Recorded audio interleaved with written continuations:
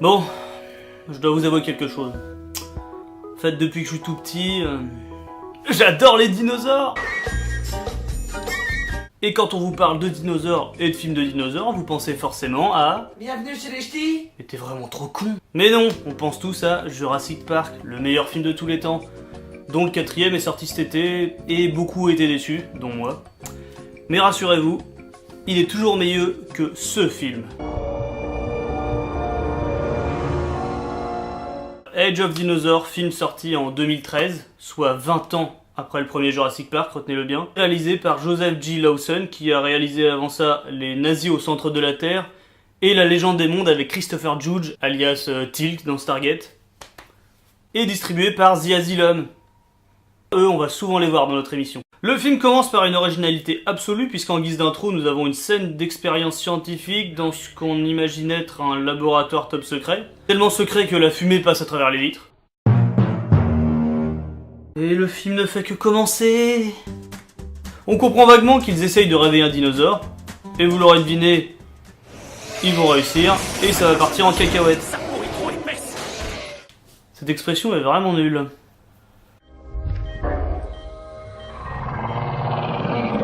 Oh mon dieu, regardez cette marionnette Lidl!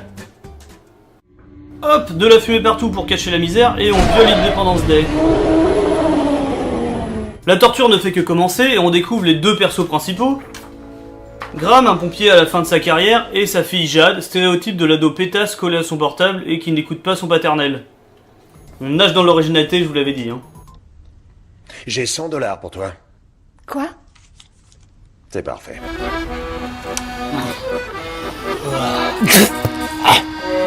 Tiens, regarde-moi là, ça... dès que t'as un peu de fric... Bah de pompe, hein. Bah de pompe. Tout est de toute façon...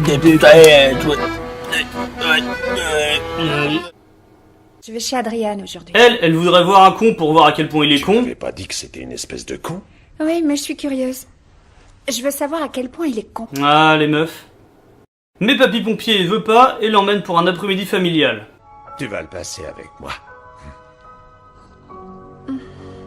Ils arrivent à la salle des fêtes de Saint-Troufillon-sur-Marne et retrouvent l'oncle de la fille qui n'est autre que Benguy. Finalement. Sérieux, c'est lui. Et commence alors un très long discours super chiant où un John Hammond en carton explique que sa société Genetic Sharp a fait de gros progrès pour régénérer des tissus. Par exemple, pour aider les grands brûlés. Jusque-là, ça va. Mais il décide que bon, aider les grands brûlés c'est bien, alors pourquoi pas en profiter pour créer des dinosaures? Oui, moi aussi je cherche encore la logique. Oh. Moi, tous les matins je prends du yaourt. Ça me fait du bien à l'intérieur. Et après toute la journée, bah... Je mets des lampadaires.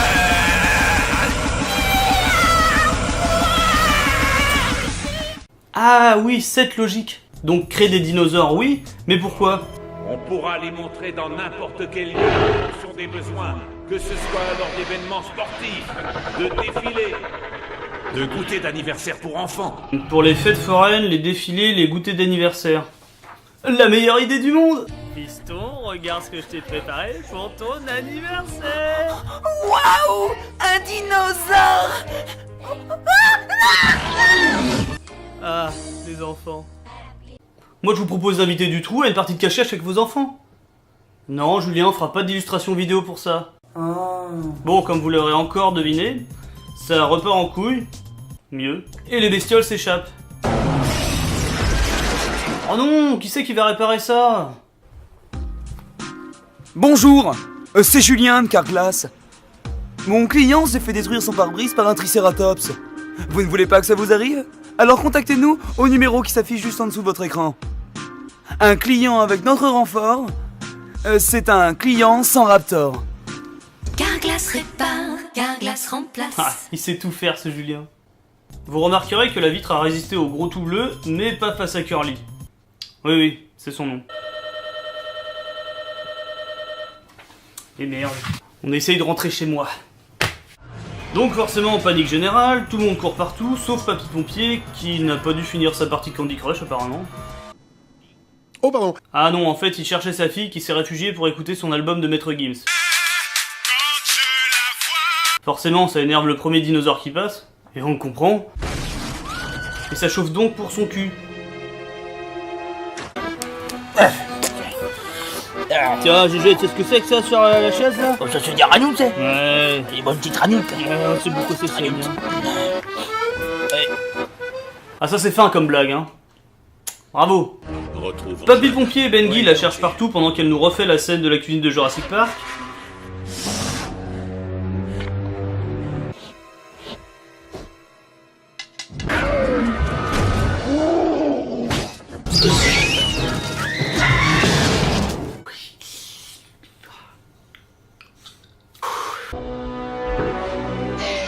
Bref, le père arrive et défonce à coups de hache le Cocuraptor.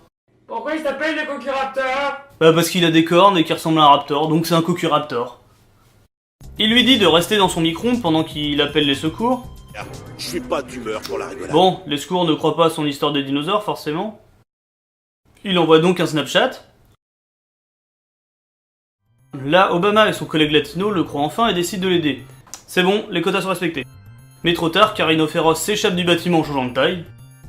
Pour une raison qui m'échappe encore, tous les dinos s'allient contre les humains. Bon, faut dire qu'ils sont pas très malins non plus. Bah oui, vas-y, va lui faire un câlin tant que t'y es. Et pour continuer dans la série de l'inexplicable, on ne sait pas pourquoi, mais le Cératosaure ne va poursuivre que Papy Pompier et sa fille, alors qu'il est quand même dans une ville, donc entouré d'humains. Donc là, il tombe en rate d'essence. Génial. Et on ne fera pas de blague sur le fait que ce soit une fille au volant. Non. Allez vous cacher, je vais le distraire aussi longtemps que je peux. Enculé-le! Non, on doit s'enfuir, on n'a pas le temps. Cours!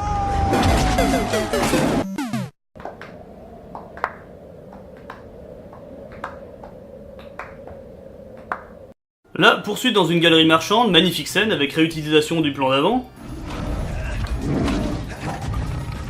Ah oui, il a encore changé de taille. Notez le sang-froid de Papy Pompier après sa folle course.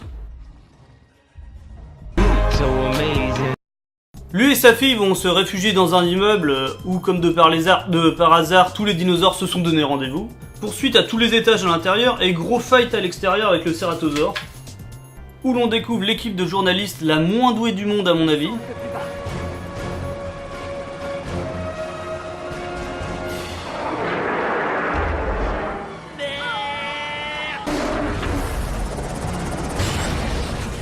Oui bah fallait pas essayer de filmer ses amygdales aussi. Pendant ce temps-là, tout pète au laboratoire. Non, c'est bien le film, hein, c'est pas une cinématique de PS1. Les renforts du SWAT arrivent avec la meilleure parade contre des dinosaures. Des barrières. Ouais, ça doit être très efficace.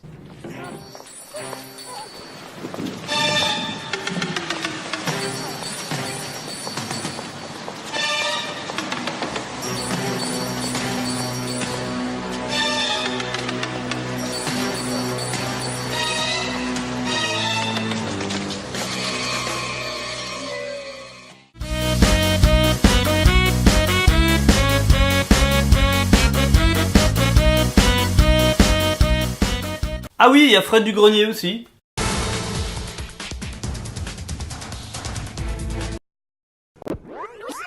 J'ai pas baisé depuis 3 semaines, j'ai pas baisé depuis 3 semaines.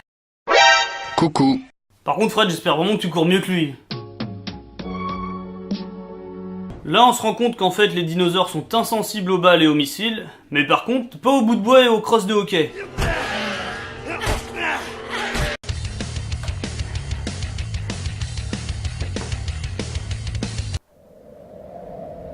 Logique, où es-tu? Logique. Donc là, recène de baston où on oubliera qu'on voit la perche son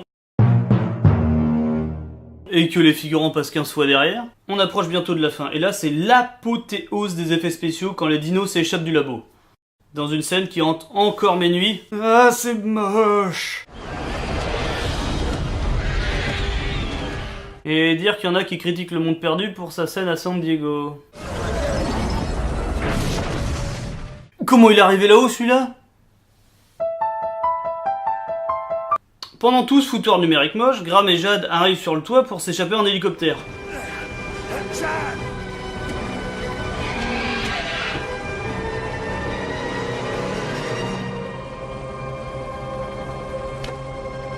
C'est si beau.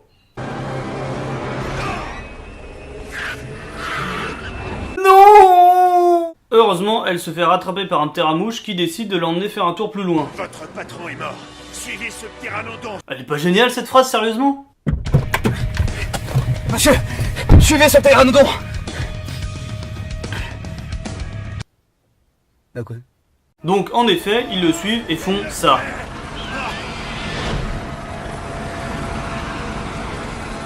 Alors, je suis pas expert en aéronautique, mais ça, avec un hélicoptère, c'est pas possible. J'ai eu peur. S'ensuit un combat pourri entre Papy Pompier et le pteramouche. Oui, c'est moche, je vous l'avais dit. Donc, vous l'aurez encore deviné, il tue le gros goéland préhistorique et fait un gros câlin à sa fille en disant que la vie est belle, avec au loin la ville à feu et à sang.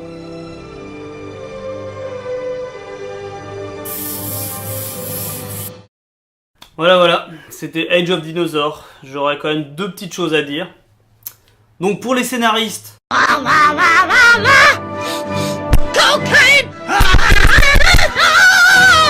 Et pour les effets spéciaux... C'est vraiment un gros tas de merde. Merci Yann. Alors je sais que c'est un téléfilm et on peut pas le comparer à des blockbusters, mais quand même, ça pique les yeux. Après, il y a quand même un truc pas trop mal, c'est le design des bestioles. Ils sont assez stylés.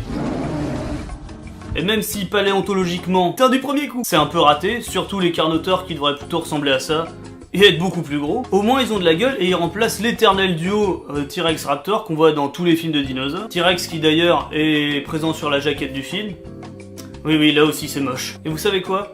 C'est même pas le pire film de dinosaures que j'ai vu. Mais ça sera peut-être dans un autre épisode. Et maintenant, un petit intermède musical. En joie.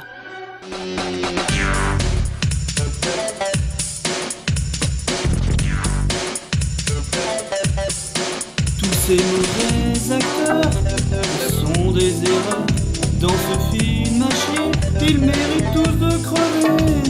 Stégosaure, Baryonyx, Allosaure, Myzora, Gallimimus, Dender, Spinosaure, Chronosaure, Tripotanus, T-Rex, Pteranodon, Raptor, Carnotaure, Mégalodon, Iguanodon, Sarcosuchus, défoncez-les tous. Toi t'es bonne,